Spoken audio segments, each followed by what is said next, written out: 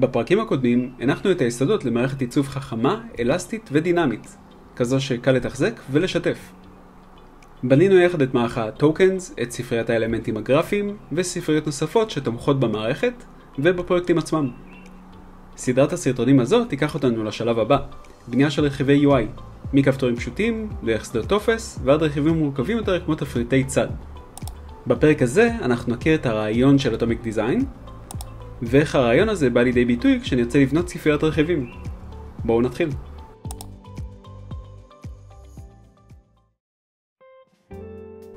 אטומיק דיזיין הוא הרעיון שהגה ברד פרוסט, ובא להציע מבנה והיררכיה עבור מערכת עיצוב שלוקחת בערובה השראה מעולם הטבע, ובעיקר מעולם הפיזיקה. הרעיון הוא לפרק כל רכיב UI לחלקים הקטנים ביותר שמרכיבים אותו, ממש כמו שבפיזיקה האטום הוא הבסיס לכל חומר.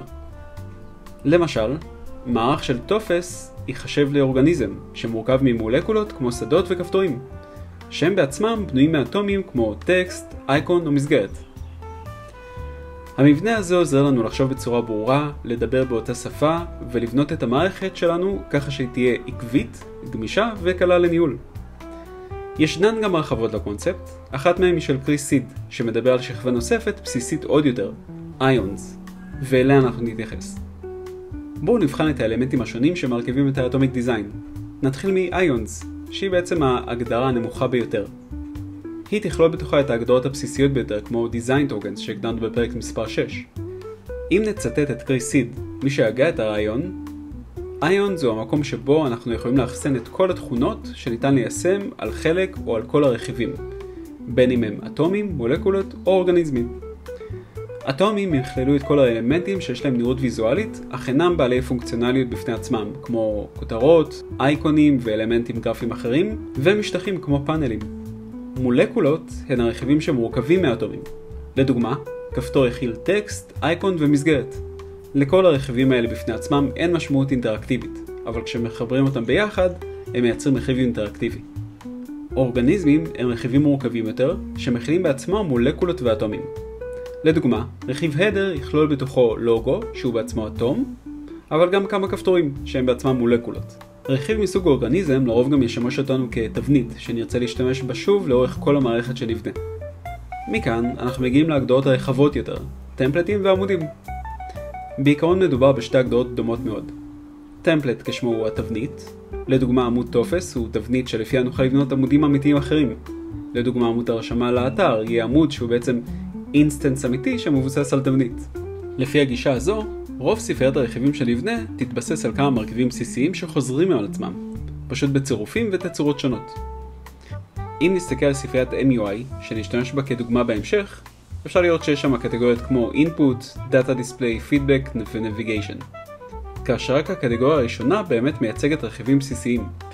כל השאר הם וריאציות ושימושים חוזרים על אותם רכיבים בסיסיים.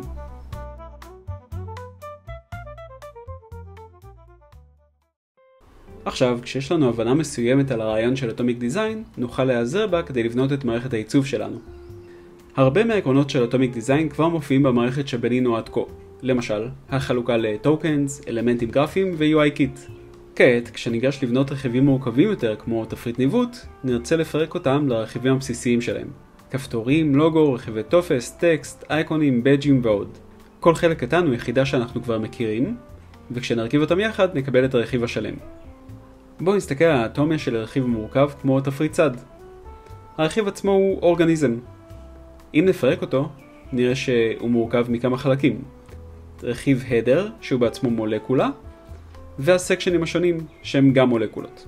אם נפרק את ההדר, נגלה שהלוגו והטייטל הם אטומים, אבל הכפתור שנמצא שם הוא בעצמו מולקולה. גם בסקשן, הכותרת, סקשן טייטל, היא בעצמה אטום, אבל האייטם עצמו הוא מולקולה. נפרק עוד, הכפתור עצמו מורכב מאייקון ומסגרת, שתי אלה הם אטומים. ולאייטם עצמו גם יש אייקון וכותרת, שהם אטומים, ובדג' שהוא מולקולה. גם המולקולה עצמה ניתנת לפירוק. הטקסט והרקע, ששתיהם בסוף הם גם אטומים. אני מקווה שהפרק הזה עזר לכם להבין איך אטומיק דיזיין משתמש בעבודה שלנו. ואם כן, תכתבו לי על זה בתגובות.